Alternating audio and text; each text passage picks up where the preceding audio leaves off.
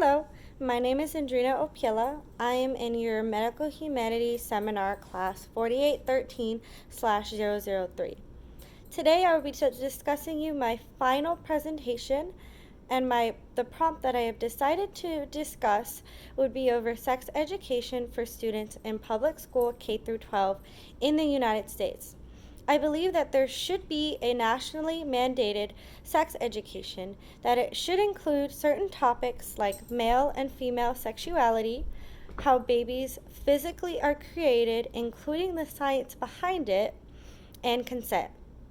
This should be offered to children ages 13 and up because this is usually when puberty begins and individuals begin to explore their changing bodies, and usually this is when females begin their menstrual cycles. There should only be a science-based approach to this, no religious involvement. It should be included that abstinence is the only way guaranteed to not get pregnant. However, there should be education on other forms of birth control as well. This should be included in a normal science class, such as biology, or in elementary school, sometimes they don't have a specific biology class, so a general science class would offer this particular education because this is a scientific matter to be discussed. They should include this class with boys and girls in the same classroom at the same time to destigmatize sex and menstrual cycles. They should also be taught about consent and given specific situational circumstances where this applies. An example for this would be if a girl says yes to kissing and then they keep kissing, but the boy decides to go past kissing and the girl changes her mind at that point and decides to stop. That is the point where consent should be discussed. And these situations might be uncomfortable to talk about, but at the end of the day, it is necessary to discuss this to prevent things like date rape from happening in society. A lot of things that happen that people don't talk about happen because it's so stigmatized. They should also be taught that sex should be a pleasurable experience to both males and females. It's never too early to be taught about sex because everyone was created by sex, has had sex, or will someday be having sex. So this is why I think that every student, no matter what their background is, in public school should be taught a nationally mandated sex education program. However, I do understand some parents might not agree with this due to personal beliefs or religious affiliation. For example, private schools are usually religious, so they often have the freedom to decide what kind of sex education they would like to teach.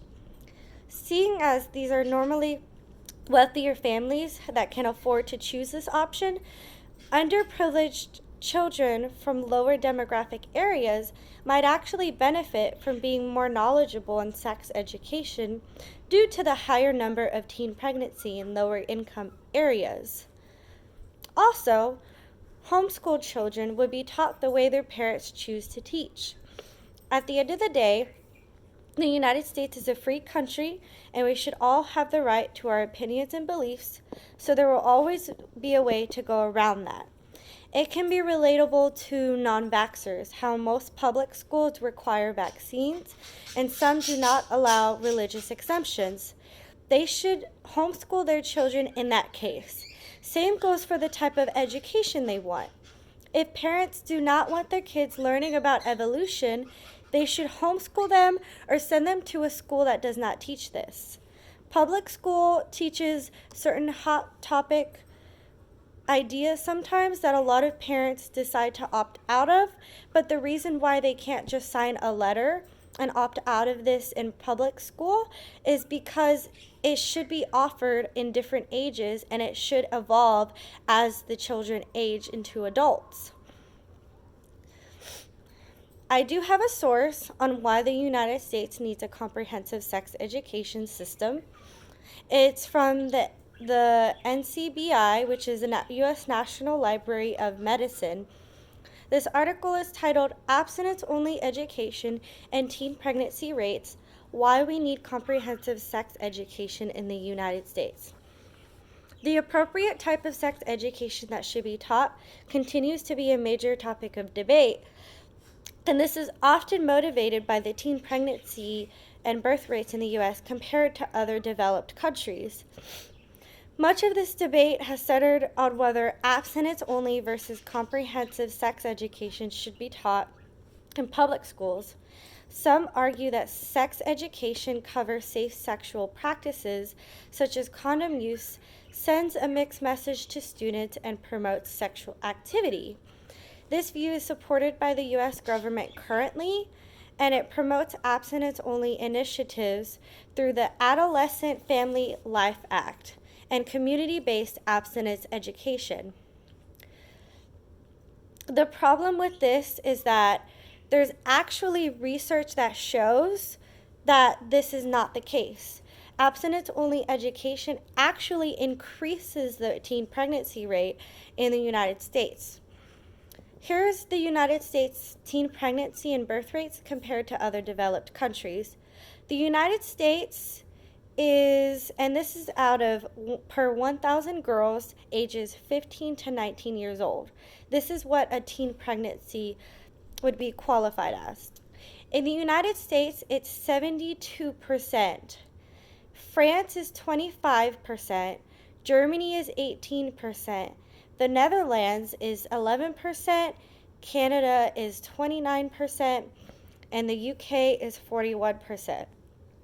And these numbers can be highly relatable to the abortion rates. This outwardly shows that it has higher abortion rates in the United States compared to other countries on the teen pregnancy status. This data obviously shows that because the United States is the most strict about abstinence-only public education, we have the highest teen pregnancy rate in the world, and this data proves it. And this is in developed countries, not countries that still have the belief that females should have children before a certain age and should be married off by the time they're 15. This is for developed countries. With the level of abstinence education was positively correlated with teen pregnancy, which indicates that abstinence education in the U.S. does not cause abstinence behavior. And in the U.S., they're actually more likely to become pregnant if they have abstinence education. Now, a part of the debate is what should be taught. Well, I truly believe that the Netherlands has something figured out because they have 11% teen pregnancy rate nationally. Their education, sex education, is very comprehensive and it starts at a very early age. I think that kids age 13 through 16 should be taught about the mechanics of the menstrual cycle, about bodily functions, about female and male sexual organs, and should be taught exactly like what happens in a menstrual cycle, what happens when a male and a female is going through puberty in their whole body. It should be taught that with boys and girls in the same room, because getting your period can be, quote, embarrassing and disgusting to some, but it's a natural occurrence that almost every female has to go through in her life, and many men will have to know it when dating females or in the case of their mothers, sisters, and daughters. Period products should be taught how widely variable they are and how to use certain products.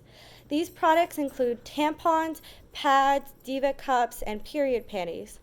Boys should learn about these products as well in case they need to purchase them for a family member or significant other. For example, it should be a natural thing to go up to a teacher at age 13 and ask for a pad if they happen to get their period in class, whether it is a male or female teacher. The current sex education, where it is included, does not include sex or why periods happen, and they tend to separate the boys and girls, and in turn, they get told different things. In health class in junior high, they talk about STDs and emphasize that if you do not have sex, you won't have to worry about getting these horrible diseases. For example, the state of Texas does not require any sex or HIV education to be taught in public schools. Yet, if a school chooses to teach these topics, it's required to emphasize abstinence until marriage. There's no requirement about specific content, including medically accurate information about contraception. In the research that has been done in Texas, we actually have a very high number of teen pregnancies. So this is another piece of data that shows that teaching abstinence does not reduce the chances of teens having sex. Teenagers are more likely to see something on the internet that seems interesting and attempt to perform said activity without conducting the proper research on the matter. Instead, we should offer them insight on what goes into making a baby and how to practice safe sex. Condoms should be offered in public schools, as they often are in colleges and universities, and this should be free of charge. So this is what I believe we should base our sex education on. The Netherlands have something figured out, as I've previously mentioned. They have a very low teen pregnancy rate in an international standpoint, 11% teen pregnancy rate. And I have some information to share from the Duke Center for Global Reproductive Health.org. Dutch sexuality education begins as early as age 4, when children receive lessons on relationships, appropriate touching, and intimacy. The curriculum expands to include age-appropriate topics and concepts. 7-year-olds learn the proper names of different body parts, and 8-year-olds discuss gender stereotypes. By the time they are 11, Dutch students should be able to discuss reproduction, safer sex, and sexual abuse. Data suggests that the Dutch approach to sexuality education is incredibly effective. On average, teens in the Netherlands do not have sex at an earlier age than those in other European countries, and they tend to have positive first sexual experiences. Dutch teens are among the top users of birth control pill, and 9 out of 10 use contraceptives the first time they had sexual intercourse. This is highly important in the United States because if more young people have access to contraceptives such as condoms, birth controls, the Uva ring, etc., then we would have a much lower pregnancy rate, a teen pregnancy rate. They're actually one of the lowest rates of teen pregnancy in the world, as well as one of the lowest of HIV and sexually transmitted infections. While widely accessible contraception contributes to this, a growing body of research suggests that starting comprehensive sexuality education at a young age helps avoid unintended pregnancies and STIs. Clearly, the Dutch approach is highly effective. They center their sexual education around love, empowerment, and respect in a sexual education curriculum rather than fear, shame, and stigma. It makes for a healthier and happier society overall. The Netherlands offers a great lesson in the positive power of comprehensive sexuality education, and the United States should base our future sex education on the Dutch. Now, they do start at a much earlier age than the United States, but I will say that it will take a lot of time for the United States to get aboard with this program because a lot more citizens are more conservative in this country. And that's all I have to say about that topic. So thank you for listening, and you have a great day.